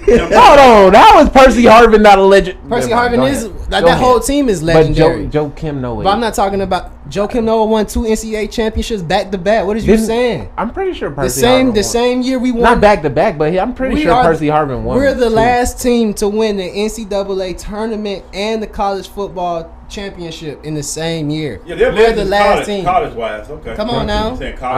All I'm saying that was the purpose of this. But he's not an NBA legend. I didn't say he was the greatest player of all time. But he's not a legend. Y'all just made it sound like he had a poo-poo career. I didn't say he was poo-poo. All I'm saying is he's not a legend. Okay, it's not one or the other. Y'all not finna dookie on Joakim. Y'all not finna dookie on Joakim. We're not. We're just saying he's not a legend. I didn't say he was an NBA legend. I said he was a legend in Florida. That's why I was saying. Oh, in Florida. Okay, that's what we were discussing. See, to us, we thought that you were saying he was an NBA legend. That's what we were saying. He's not a legend in the NBA. Yeah, Florida. Okay, now that we know that you're saying a Florida legend. Kyle Lowry, NBA legend. Hey man, you can't tell the story of basketball without Kyle Lowry. You can't tell the story about basketball without Kyle Lowry. First ballot Hall of Famer. First ballot, he gonna get in. First ballot. What is it? The basketball Hall of Fame. Well, all right, let's get into that. Chris Webber had to wait 7. Exactly. We been talking about Kwame How many? Brown. How many? I've waited this whole how many? episode. Wait. How many? Wait. How many times? How many times did Chris Webber win a medal? A gold medal? Mm-hmm. None. Oh, okay. Wasn't I'm pretty sure Kyle Lowry is going to his to the what's it called this year and going to win again. So that'll be 2. How many championships has Kyle Lowry won? We're debating Kyle Lowry as a first ballot Hall of Famer. Hey man, you said Chris Webber had to wait. All I'm saying is Kyle Lowry getting in first ballot because of his accomplishments. All right, now we can move on. You can't tell the story of basketball without Kyle Lowry. You can't do it. It's just his opinion. It is just my opinion. Anyway, let's talk about Kwame Brown. We're in our Goldfish memory segment. Things you're gonna care about next week. Shout out to Kwame Brown, bro. I feel you for finally saying what you gotta say. But my thing is, bro, you just talking at this point. My man Matt Martin said, "Pull up, pull up." Hey man, Kwame Brown said, "You pull up." That man said, "I got a tractor in the back. You pull up." This is my house rules. All I'm saying is, when I first was introduced to the story, I don't listen to Half the Smoke or whatever he calls it. I don't listen to. Brendan has been trying for forever to get me to listen to it. I don't debate that. I don't like interviews like that. I like shows. I like conversational shows, not interviews. I mean, but I'm talking about like I know TV, like something that'll roundtable type. Right. I'm not talking. I don't want question and answer. We haven't asked him a question yet. Well, we have, but they are in the flow of this conversation. It's not like, well, we just had a whole bunch of questions for him and we just bringing him in. Right. No, like we're bringing him into our show that we normally do. But I get what they're doing. I'm just saying that's not my type of show. So I didn't see any of this. So when I first saw that he was going off, I was just trying to figure out what, the Thugnificent episode. Oh, what did they do to make him that mad? they didn't say anything. You got it. They didn't. But I feel like I was telling Brendan, he finally has a platform, and that was the one thing I was like, all right, everybody's talking about me again. All right, we about to get all of this off my chest. And hey, man, Charlemagne says it. If you push somebody into the wall and you hit them, you can't get mad when how they attack. Like, but nobody pushed him. He found no. I'm lost. Update me on that. He realized how to use Instagram. They basically were on. Matt Barnes had Jeannie Buss on their episode, and they were asking her about the Pau Gasol trade, and they said that they had to give away Mark Gasol and Kwame Brown. And then Steven Jackson said, "No, you just had to give away Mark Gasol. Kwame Brown don't count." And then the next week, next week they had Gilbert Arenas on there, and they were talking about Kwame Brown again. So he basically just went at everybody on that show, and then a bunch of people in the media. Stephen A. Smith, Skip Shannon, Chris Broussard, Rob Parker, Jamel Hill. Basically, anybody you can think of on TV, he got at them. I'm not gonna lie, man. A lot, and I really do mean this. A lot of what he was saying made sense. Nice. I did not disagree with a lot of what he was saying. In the wrong context. It's not what like my mom said. It's not what you say, is how you say it. So if he would have said it in a more presentable way, then yes, a lot of people. Oh yeah, we'll update you. You missing some stuff, but we'll update you. But I mean, it's not what you say, it's how you say it, and I get that. But if you keep messing with somebody all that time, bro, like for I already know. I completely forgot about Kwame Brown. My God, if you, like you just said, you can't tell the story of basketball without Kyle Lowry, right? You can't tell the story of basketball without mentioning Kwame Brown and how trash he was, because he was part of the point. No, because he was part of certain trades. He didn't live up to his potential. You were trash. So when people was talking about him and they was just making silly jokes, it was nothing personal about him as a person. He took this as a platform. He figured out how to use social media and took it as a clout chaser. I'm tired of clout chasers. You clout chasing. You doing the most. Nobody said anything disrespectful about you besides the fact that you didn't play well, which is facts, bro. You came in the league and you was trash. You can't get mad. You know what I'm saying? And then you wait. What? He said, it's been 20 years since I got drafted the #1 pick.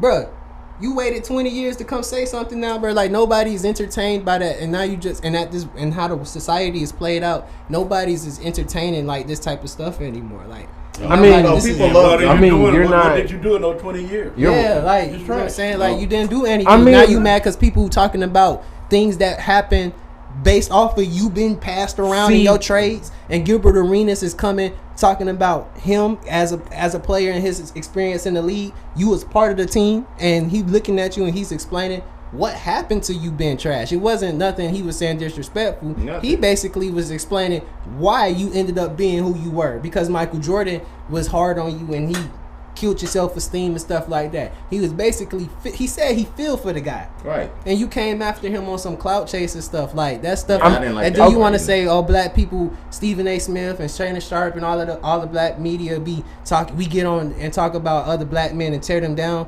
I'm tired of that because no, we don't. They talk about a sport that you play, Exactly. and they talk about how you play it. That's all it is. Stop being so. I mean, that's nice. Well, You know, like that's stop the way he being so played. soft. Well, Like, that's why he played. That's definitely That's why- one of the things I did not agree with. I don't agree with that part. I feel like the fact that he's like if you would have asked me on Monday, I definitely would have been on his side. At this point, I'm somewhere in the middle. I'm still kind of on his side, but I'm not as much as I was.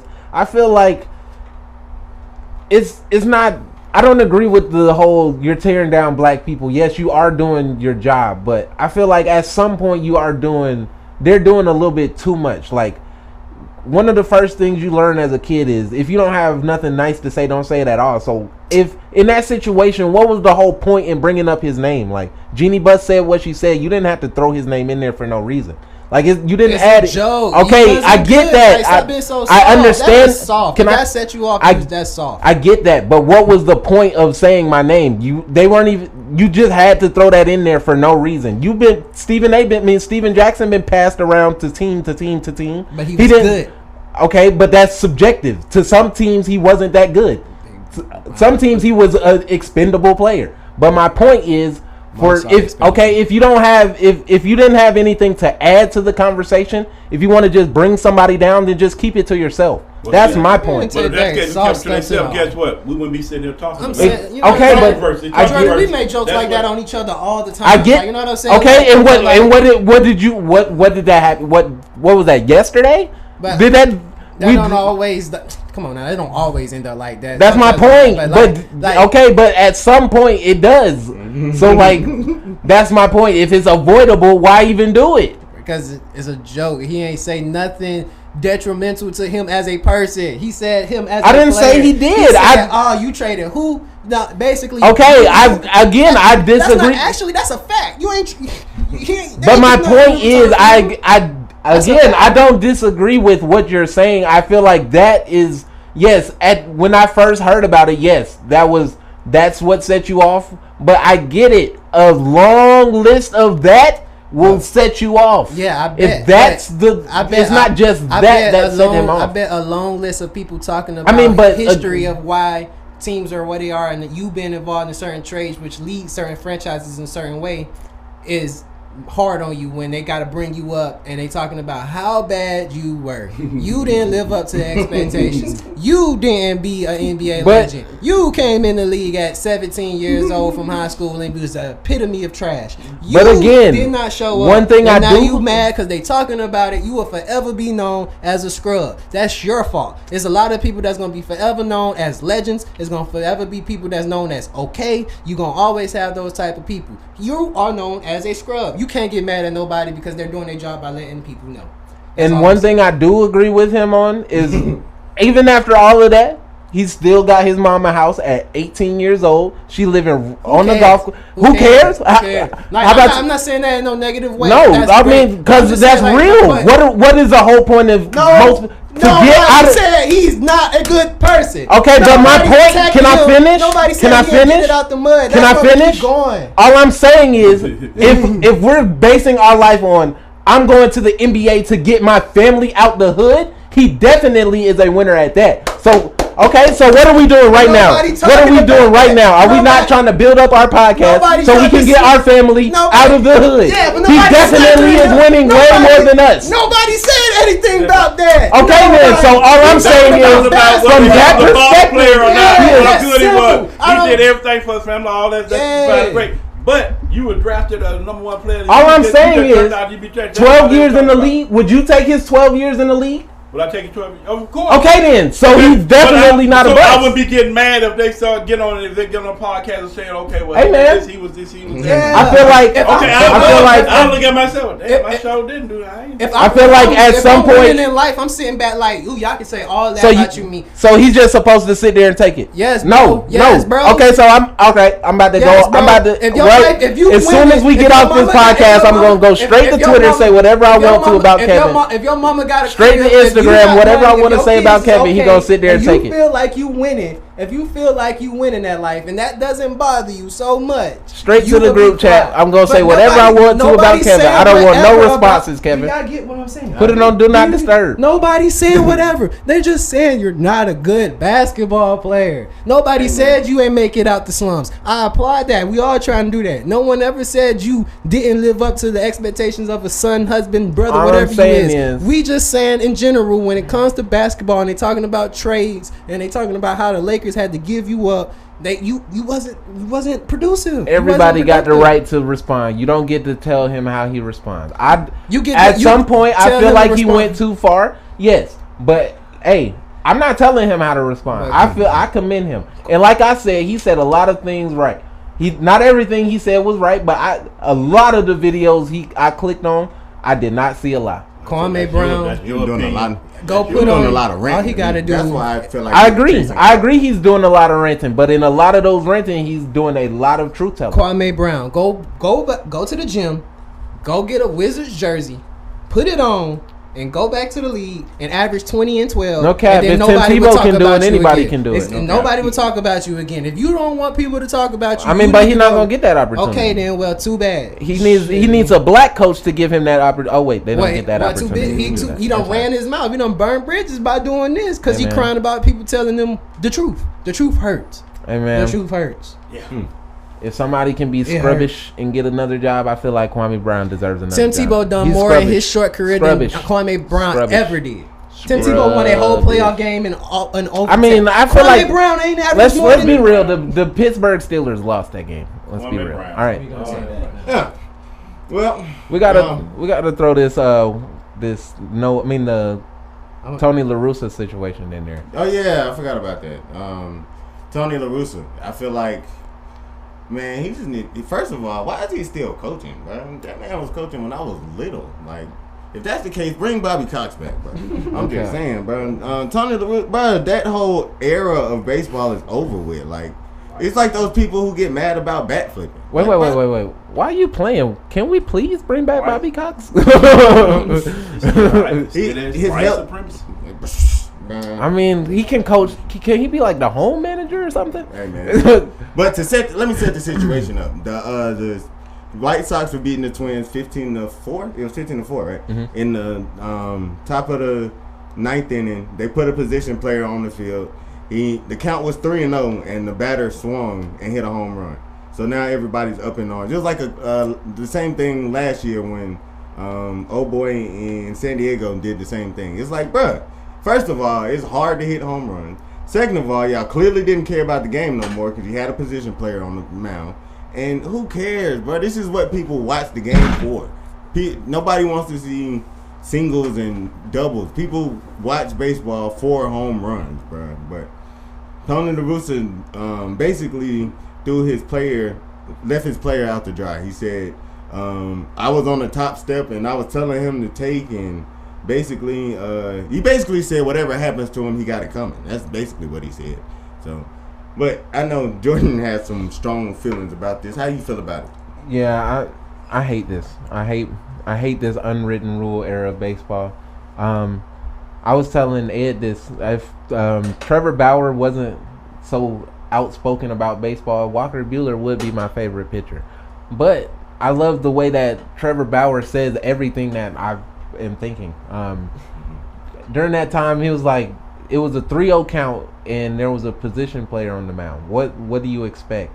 Well, that's not exactly what he said, but he said if you have a 3-0 count against me, I'm not gonna have an issue with it. You can swing away, and then pitchers and managers, if you want to get them out, pitch better. Right. Like, but I mean, I feel like didn't we have something like that yesterday? Wasn't it Then we hit a grand slam off of a position player. Yep. So what is Adriana. Didn't that make it 19-0? Mm-hmm. Why does nobody care? Mm. Because we actually have a manager who knows if you put a position player out there, we gonna swing anyway. That's not the first time that's happened. That's not the first time that's happened. I was at the game when we hit a home run against a position player. That was the game that Freddie got struck out. Yep. So what are we even talking about? Like, it's only because their manager doesn't understand it. Like, I don't understand how baseball keeps talking about we got to get get younger players in the game. If you keep trying to alienate younger players, like, all y'all are trying to do is keep old people interested in baseball. They're not going to be here forever. We have to get newer people into the game. All we're trying to do is make it more interesting. People only watch the playoffs of basketball like me because it's more interesting. People watch football every Sunday because those games matter and they're more interesting. So let's make baseball more interesting by allowing people to do whatever they want and stop taking position players off the putting position players on the mound. If y'all care that much about making the games faster, just put in a mercy rule. Everybody's getting last night, Friday night, it was at least 6 games where the score was more than 10 runs before the 7th inning. Make it a mercy rule if we're going to do that. Because at this point, they were saying it's a feast or famine night. Like, if you really good, you're going to hit. If you're really bad, you're not. So, what is the point in all this? Y'all want to change all these rules and then flip and flop and all that, but then y'all want to claim y'all trying to keep the integrity of the game. Make up your mind. Pick one. John Boy had the best take on it. He said he's probably going to go to arbitration this year. So, how much he gets paid is based off of his stats. So if he can sneak an extra home run in there, why not? Exactly. If it was a pitcher, nobody would have exactly. Point exactly. Nobody cared. Nobody is talking about the fact that there's a position player on. Oh, it makes sense. Let's not use our pitchers. We have 1,000,001 relief pitchers in the game. We switch them out every 3 batters anyway. So how about instead of being in a 3 batter minimum, make it a 6 batter minimum or something? A whole inning minimum. Exactly. Something. Y'all, this sucks. I hate watching baseball at this point. And it's my favorite sport, but it's becoming a chore at this point. It's not as fun. Anybody else? No, I don't do baseball. It's nothing new. It's typical. I just want to know how the team would react to a coach sitting there telling him, basically saying you on your own, and then the next day when they throw at you, vouch for the other team. Right. That's kind of unacceptable. Right or wrong, you with your family, you with your dogs, you with your team, whether you agree with it or not, that's you the coach. So for you to sit there and kind of like throw him to the wolves and then defend the pitcher for throwing at him and say, nah, I don't see no foul play. You know what's up, because obviously if you're old school and you know that's wrong for him to swing, you know that's retaliation for him doing that. Right. So just stand on it, Bron. Just if you gonna do that, just stand on it. Obviously, you shouldn't even be doing that. Isn't one of the unwritten rules to take up for your player no matter what? I thought that was an unwritten rule. So you just pick and choose which unwritten rule you care about. Oh, okay. But I don't keep up with baseball too much. But why is Tony La Russa still in because Tony La Russa been old my whole life. I don't even know. Just so much of that being old. Look at all the garbage that come with him, bruh. Yeah, didn't he? Wasn't that the dude who was the DUI or something? Because whenever we do something, they bring it up. Not just one. So let's bring that up. It's just where his DUI records at. You know what I'm saying? Back to. Hey man, all I'm saying is what they call it, America's pastime. Yeah, but I don't get it, bro. Like I said, this like instead of worrying about those unwritten rules, you should be worrying about the written rules. You just put a pitcher on second base. You didn't know that you could put another player on second base for extra innings. You know how they put extra innings and the last person that got out? Right. They put their pitcher out there instead of putting another person out there. Instead of worrying about that, making sure you up on the game, following the new updates, making sure you good. You want to worry about doing stuff from 1960 and all that. Focus. Anyway, our last goldfish memory topic. We're gonna talk about Deontay Wilder and Tyson Fury. Yes, sir. They signed up for another fight. I still don't think. I think Tyson Fury gonna win again. I mean, it's the same thing I was saying earlier with Giannis. It's a recipe how to beat him. Like, Wilder does have concussive power, but Tyson Fury saw that Tyson Fury clearly ain't got no glass jaw because he stepped there and took it. So this is Kevin's favorite topic. How you feel about it? I'm excited that Wilder won that arbitrary. It's about time that boxing gives a good quality fight that's on time and needed. And I don't like how Tyson Fury tried to just dismiss Deontay Wilder and try to run to Anthony Joshua without defending the title he just took from Wilder. That didn't make any sense for me. But from Wilder's point of view, I think he has the ability to beat Tyson Fury. He has put him on the canvas before. He has fought a whole 12 rounds with him and came to a draw. I think he needs to get over the showboating and get back to the basics of coming into the ring and being that monster that he was when he was coming up. Right. He got to this Fury fight, started feeling himself, and got put on this fancy, ugly costume that he said weighed a lot on him, made him tired, and doing before the fight even started. Like, you're doing too much. You're feeling yourself a little bit too much. Get back to the basics. Get into the ring and get back to the monster. You know what I'm saying? Like, he doing too much. And then for one, he don't need to eat up. They need to lower the weight. He had to gain a lot of weight to fight Tyson Fury in this last match instead of the last weight they was in on the first fight. But I really don't like the fact that boxing, on another note, made a Manny Pacquiao and Earl Spencer fight. I'm looking for Earl Spencer versus Terrence Crawford. That is the fight boxing fans want to see. Y'all keep trying to promote an old, burnt out boxer. Hey, you know what I'm saying? Like, Pacquiao is beyond his prime. I can't even if he wins fights now, all I see is him laying in front of Mitt Romney passed out.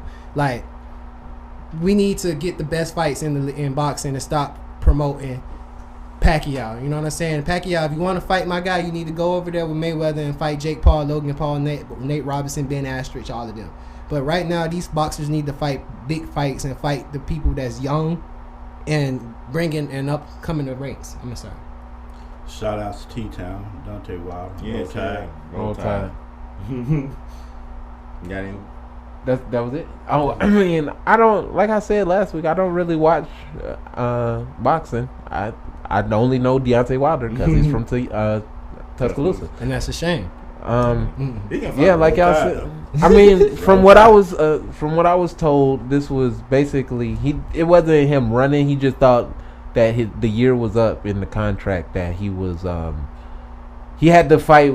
He had to get a rematch within a year, and since Corona happened, they didn't get the year. So whatever happened, it wasn't like he was running or whatever. I don't think that man beat Wilder, picked up the phone and said, "Joshua, you next. Joshua, you next." That's been his mind. He wasn't trying to fight. But I don't know if I misheard that, but they said he's making more money not fighting than he was when he fight.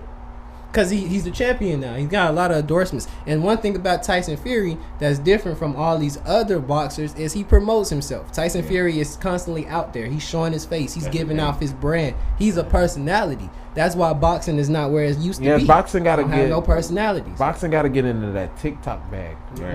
Wilder has no personality. Wilder got knocked out, and if you go to his Instagram, he's fishing. He's not even showing any sights of boxing right now. Like, he don't even look like he want no smoke right now. So I hope he's getting his mind right for this fight, because I would hate to see him get knocked out again, because I'm rooting for Wilder. I like Tyson Fury, but I would like to see a all black boxing match for the championship, Deontay Wilder and Anthony Joshua. You know what I'm saying? But like, boxing need to do better at promoting their boxers. Like you said the other day, Usman was on TV. Yeah, he was on Speak for Yourself. Why is Usman on TV? He just because if we're being real, but it's because Emmanuel Acho is Nigerian. But they were talking about the fight. And it's already past tense. You know what I'm saying? Like, a lot of UFC fighters have personalities. You know who Conor McGregor is. The UFC also does a great job of promoting their fighters. Exactly. Dana White knows what I'm he's telling doing. you, man, get in that TikTok. I keep telling you, bro, make a TikTok song. Yes, bro, we would have been took off. You make a TikTok I don't song. care, bro. We trying to. Hey, man. We talk about Wiz all we want. He made that money. we need a take off song. Exactly. But I'm saying though, yeah, they do gotta promote themselves. And they do got. I don't know who they are, bro. Like you can name 5 boxers, I'll probably know 2. Yeah, they gotta make the right fights. Like it's not the right fights we're getting at the right time. But my thing that's is, the problem. Nobody back in the day did. Yeah. Okay, my question for back you: in the day, what's the difference between boxing now and boxing back then? Because they say it's not the same, and you don't really see. Excuse me, you don't see the best boxers. So what was different then than it is now? Basically money. Everybody advertising and all this stuff. Like you said, he's out fishing and all that stuff. See, back then, these cats were fighting. They were trying to, make a living, and they wasn't getting paid like these guys getting paid. Now these guys getting paid all this money, man. They ain't, they're not devoting their time in like they should. Like you said, this guy cat out here fishing. No. You just got knocked out. You're supposed to be slumbering in the wood or something. Muhammad Ali went out fishing. He didn't have time to do no fishing. Mike Tyson wasn't doing no fishing. Come on now. So you saying it's not? He did get paid like a few 15 million, 20 million off that fight. But you get paid that much to get knocked out, and then you just think, okay, I'm just like you said, just. And he's still getting paid. He's just about getting paid more money now than he was when he was fighting. I'm like, how is that? It's no love for the boxing. It's not the fact that they're not promoting themselves. It's the fact that nobody cares about these boxers because they don't care about them. It's a little bit of both because I won't say everybody. Canelo Alvarez only has 1 loss and that's to Mayweather. But he's a dedicated boxer. He's a champion. He goes out there and he promotes himself. Ryan Garcia is going out there up and coming. Terrence Crawford. There's a lot of boxers out there who is trying, and they're really, really good, and they're trying to do the right thing. But boxing, there's no love in boxing anymore. And all this stuff, like you said, trying to avoid to fight this person, to fight that person. Back then, they didn't do that. We fight. I want to fight the best person because that's what everybody want. This is what the most money. Now you got this cat saying, "No, I'm not gonna fight him." Come on, they're afraid to lose money. What are you avoiding for? They're afraid to lose They're afraid to lose money. They're afraid to blemish their record. They're afraid because now we got social media and all of this that they're gonna be a meme. You know what I'm saying? Like it's scary folks nowadays. Back in the day when we was growing up and my dad watched boxing, folks wanted to get at each other. Folks wanted to fight. They wanted to get in there and they was fighting like they had nothing to lose. You know what I'm saying? Like now it's just like pay-per-view, just for nothing. That's why people like the UFC. That's why I like the UFC. These people hungry. They want it. And people mad at Logan Paul, Jake Paul, and Mayweather for doing what they doing. But it's no difference from the boxers now because all that they're doing is trying to chase a paycheck. Earl Spencer just came back and fought his last match last year. And he came back from a bad motorcycle accident. He was supposed to be challenging for the title. He came back, fought, looked good. And now, what he's doing, instead of going to fight Terrence Crawford for the title and seeing who's the baddest dude on the planet, he's going to chase Manny Pacquiao, people who know him and that big following, chase a $20 million purse, and call it a day. Probably beat the hell out of Manny Pacquiao and call it a day. Yeah. And then people look at him like he's some type of champ. When in reality, you ducking real competition, you ducking legacy to go chase a check. Nothing wrong. If I'm getting beat in the face for a living, I might want to go chase the check. Exactly. But nowadays, that's not how this game was set up, and that's why there's no support and love like it used to be. I don't even watch really boxing no more. I watch street beefs, which is backyard fighting. Yeah, bro. I don't even know. I'm trying to see that fight between Wax and Shaq Wax and Jake Paul. Yes, Charlamagne, get at us. We'll definitely help promote. Brilliant idiots, bullying the beast, all of them. We will help. I'm trying to see that too. People want to see those fights. Like, hey man, I don't care about boxing. I want to see fights. At that point, it's entertainment. No cap. I'm just saying, like, you don't have to care. A lot of people didn't care about boxing, but they were drawn to it. They knew what was up. If you asked the average Joe Blow walking down the street, they knew who Mike Tyson was. They knew who Holyfield was. They know who Sugar Ray was. They know who Mayweather was. They know these people. You know what I'm saying? And they're not even real boxing fans. They just know these people because they put themselves out there to be known. They made the sport interesting. Nobody's doing that no more. Yeah. Well, one more we gotta add. Sorry, Miss Carissa, we definitely dropped the ball around here. The WNBA has come back. Yes. Last week, I think it was. Oh, yeah. And we got some big news. The 9th player in the WNBA history got a triple-double. Sabrina Ionescu. She plays for the most, as some would say, Max Kellerman has said, the second most relevant New York team in New York. Second to the Nets. She plays for the New York Liberty. She got a triple-double in, I want to say, her third game? Sixth game. Sixth game of her career. She was the first for the Liberty, 9th overall, like I said. And Kevin believes that she's going to have 3 before the end of the season. Yes. She actually got the triple-double in WNBA quicker, I think a game or 2 quicker than she did in Oregon in college. I like watching women's basketball because I just like hooping in general. I love the game, and I feel like the women's can actually ball, and they don't get a lot of love over there because they're not dunking. Right. But Sabrina is I found out about Sabrina a couple of years ago watching her at Oregon, and then like when Kobe died, I seen her a little bit more, and I seen that she was part of Kobe Mamba camp. Like he helped her a lot, so I paid attention to her in the tournament. And she was scorching everybody. So I think the girl can really hoop, and she gonna be like legend probably by her 5th year on some Maya Moore type stuff. I feel, but she got 1 in 6 games. I think the WNBA season is 35 games.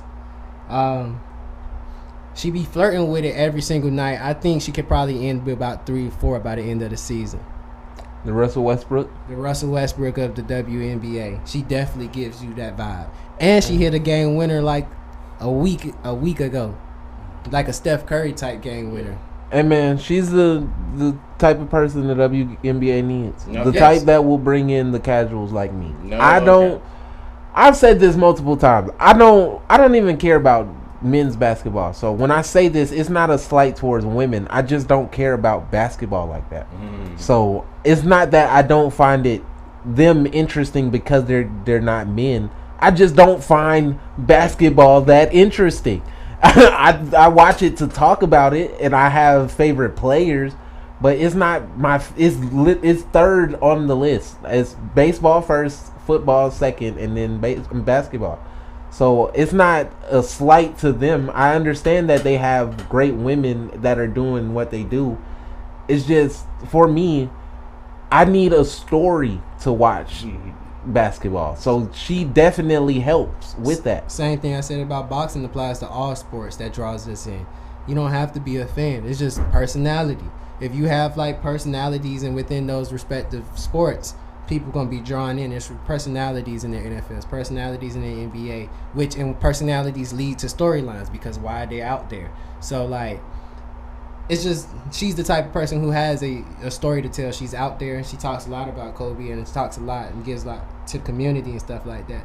So I just say all of that to say I agree with you. Like, she could be the spark the WNBA needs. Well, yeah, but you're also the type of person that will sit on YouTube and watch basketball highlights and will watch throwback basketball games. Indeed. Basically, what I do with, well, I'm not watching no throwback baseball games. No. I can't do that. But I will sit on YouTube and watch SEC championship games like it just happened yesterday. Okay. So I get it. I understand what you're saying. But for me, I need a story. And there, no disrespect to the WNBA, but other than Candace Parker, there has been no reason for me to watch. Candace Parker. Shout out to her. Yeah, I mean, shout out to Candace no cap. Yeah. She's in Chicago now. Yeah, she went back home. Hey man, you know where you got that from. I'm just saying, bro. I put your boy on. Hey man, I'm just being honest. Other than Candace Parker, I have no reason to watch. So I haven't really watched. Like, I mean, I've gone to some dream games. I like Renee Montgomery, like I've said before, but I mean, she didn't even play last year. So again, I didn't have a reason to watch. Maya Moore, come it's back. not because of basketball. He like Candace Parker, y'all. I said that. I put that on wax. I definitely said that, but I respect her game, and I do like watching her play. I went to the game when she was in Atlanta, and she almost dropped a triple-double. She the female D-Wade. I mean, I was there. Hey, man. Why you like she's still with Sheldon. She's still with Sheldon Williams. She's still with Sheldon Williams. Yeah, I think so. Yeah. Wow. Hey, man.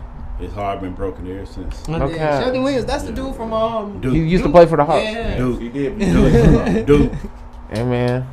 That's what it is. That's why he don't like Duke. I don't.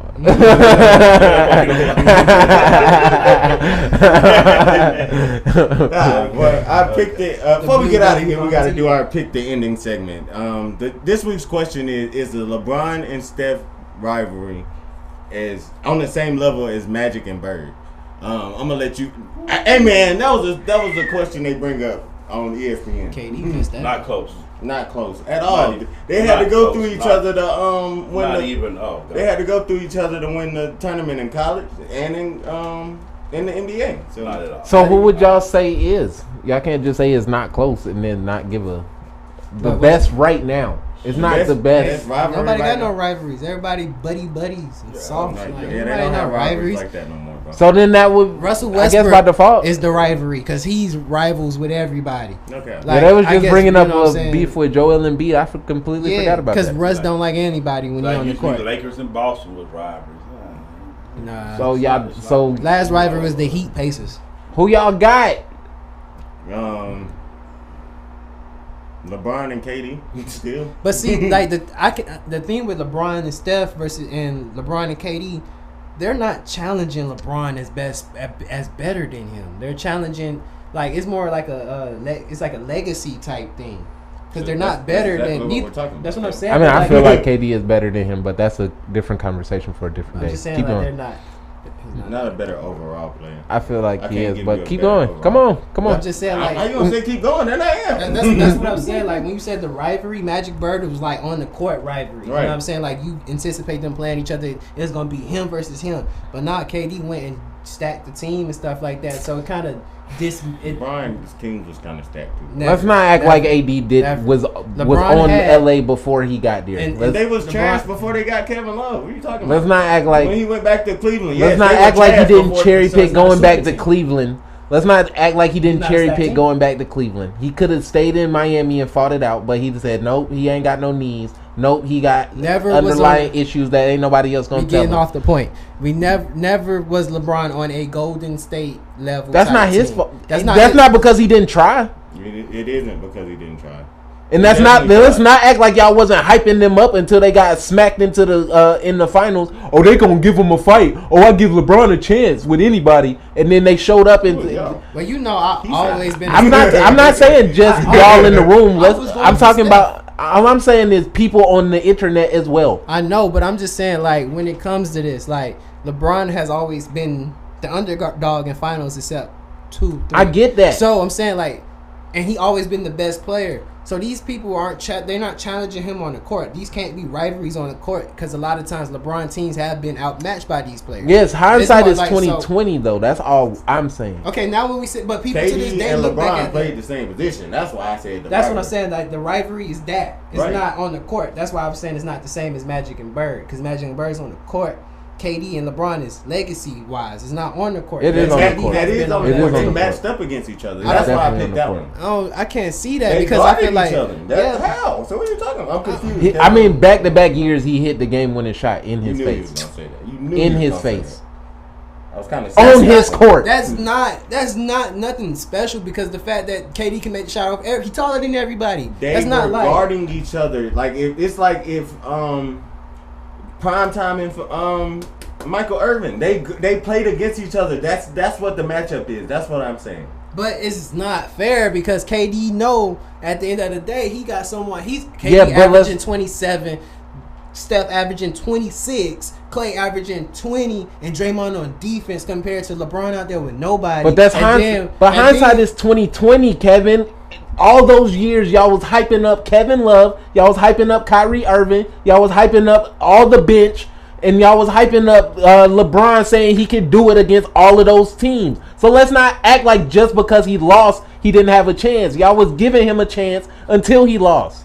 I don't. Why you keep saying y'all? I'm not saying just you. I get it. I'm talking about people on Twitter. We do have it's not. We're not just talking to just us. We are talking to the audience as well. But I'm saying those people as you people. Don't say y'all. I mean, well, not everybody watches us. You people as well, and y'all listening.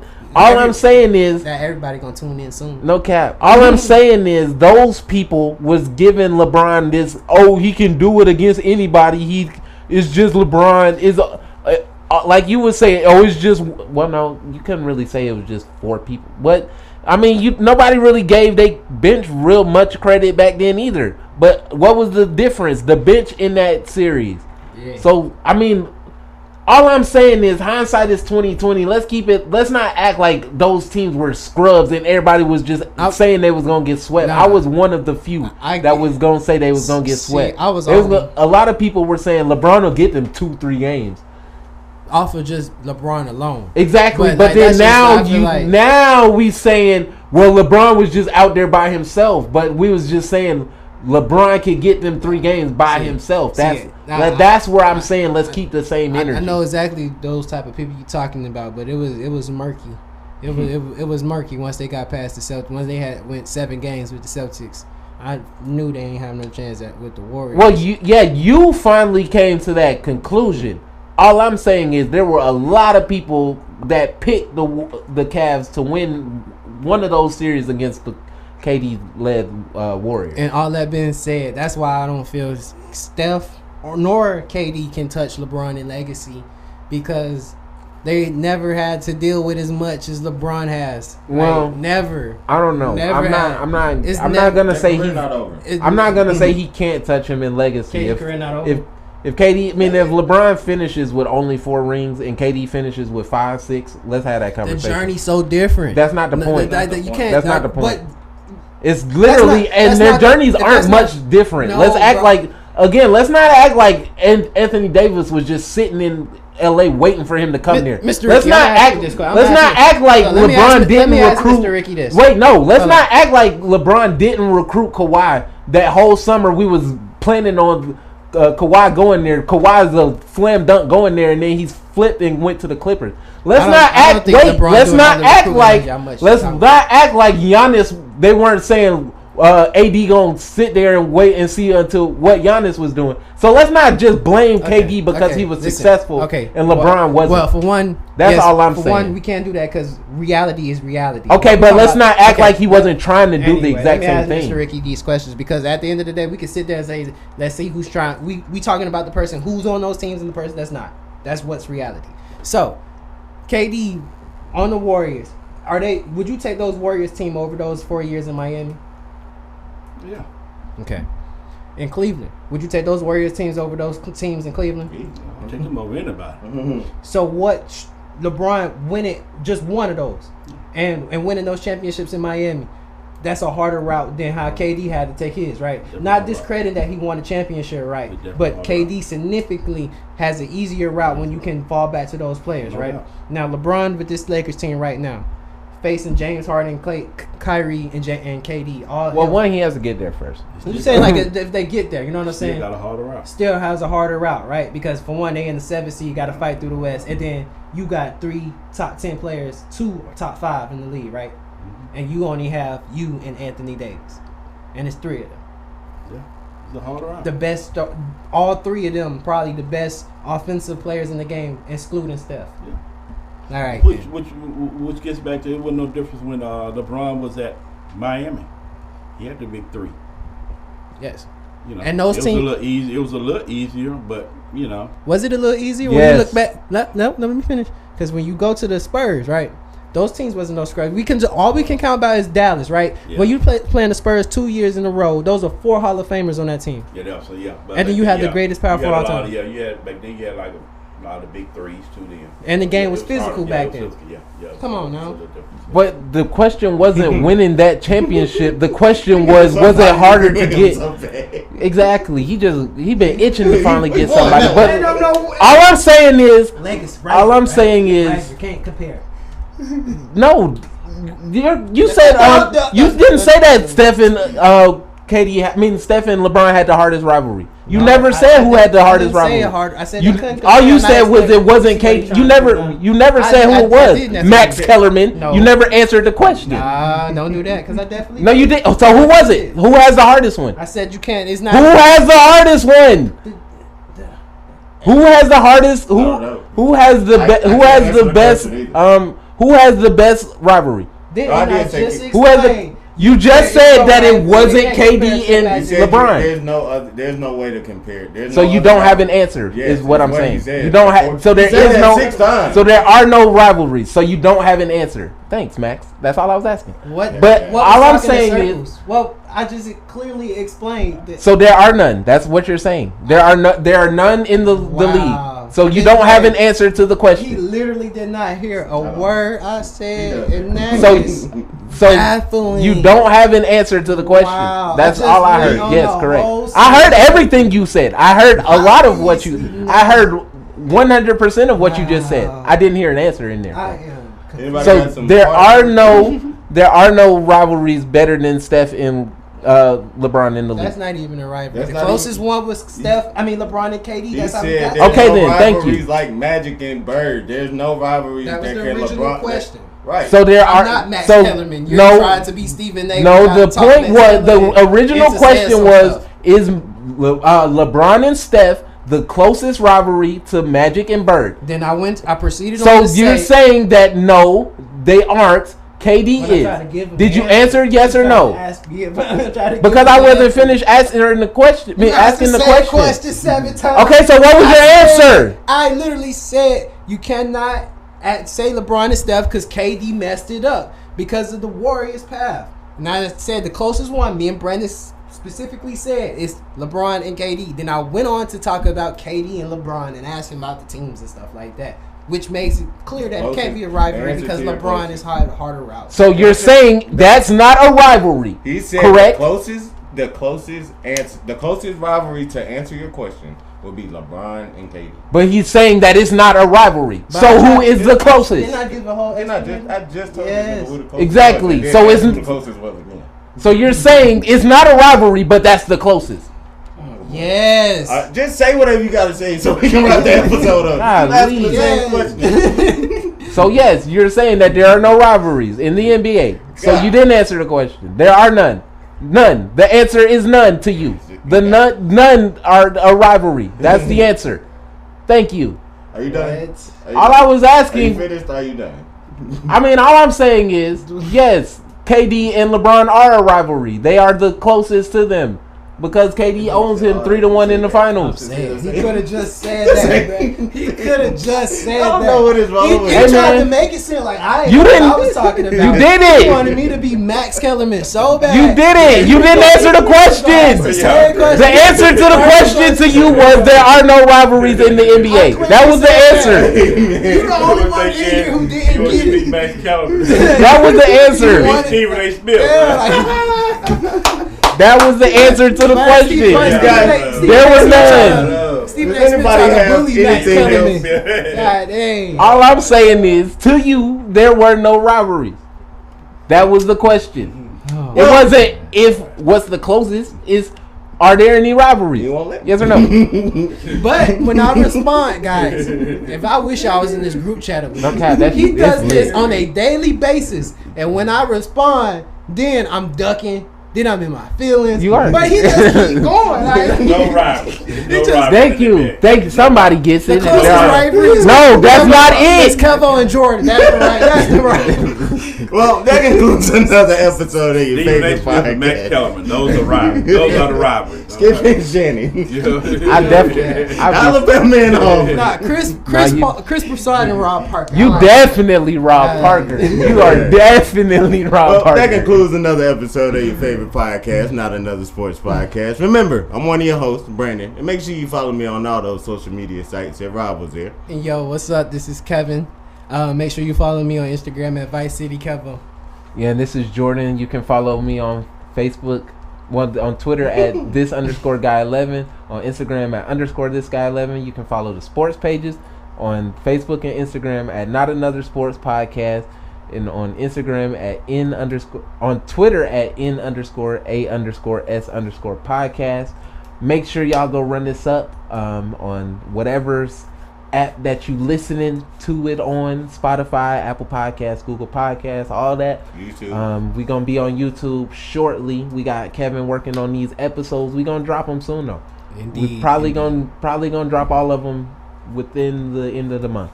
Yes, sir. So yes, they will be on our YouTube. We will have it official. We will give you the official YouTube when we have it ready. Make sure you know that the Heat will win in 6, and I will be $100 richer in about a week or two. Shout out to another podcast. Not Another Sports Podcast. Don't type anything else. Don't put any 3 letters before our name. Just put Not Another Sports Podcast. And make sure y'all wash y'all hands. Black Lives Matter. And go Gators. Roll Tide. Heat Go Nation. Heat Trophy Nation. Trophy jersey. Let's Roll get Tide. it. Rise Woo! up. No hitter Chop for the on. Yankees. Chop Yeah. on. Here you go. That was fun. That was stupid.